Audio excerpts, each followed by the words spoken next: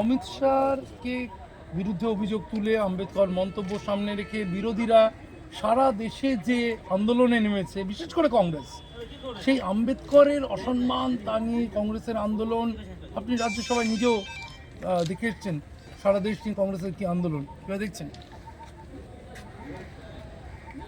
দেখুন, আম্বেদকরের আত্মা উপরে চমকে উঠছে কংগ্রেসের এই আচরণ দেখে। কারণ আম্বেদকর যখন জীবিত ছিলেন, কংগ্রেস তাকে চূড়ান্ত অপমানিত করেছে, শুধু নয় তাকে প্রতারিত করেছে। আম্বেদকর এবং জগজীবন রামের জন্য কংগ্রেসের একটি অধিবেশনে আলাদা চেয়ার রাখা হয়েছিল। অপমানিত আম্বেদকর পদত্যাগ করেন, সরে আসেন কংগ্রেস থেকে।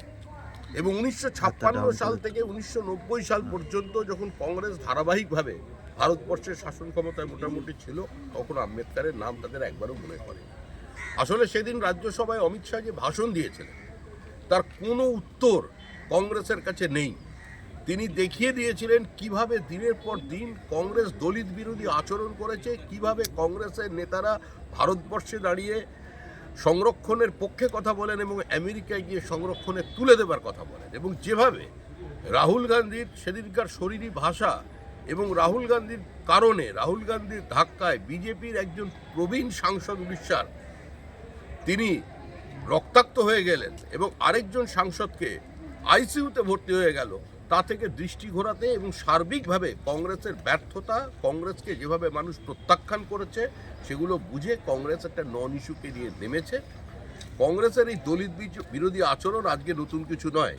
কর্পূরী ঠাকুরের মতো সম্মানীয় নেতা বিহারের মুখ্যমন্ত্রী ছিলেন, তার বিরুদ্ধে কংগ্রেসের স্লোগান ছিল কর্পূরী কর্পূরা নেই তো ছোড় গদি উঠা অস্তুরা। এটাই হচ্ছে কংগ্রেস। মানে একজনের জন্ম কোন সম্প্রদায় হয়েছে, সেই সম্প্রদায়ের কথা মনে করিয়ে দিয়েছে কংগ্রেস।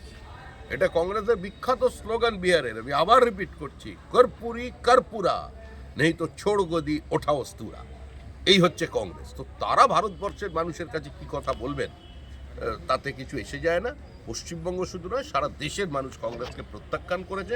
একটা পরজীবী রাজনৈতিক দল বাড়ির দরজায় দরজায় আঞ্চলিক দলের ঘুরছে, ঘুরে ঘুরে কহো না পেয়ার হ্যায়, কহো না পেয়ার হ্যায়।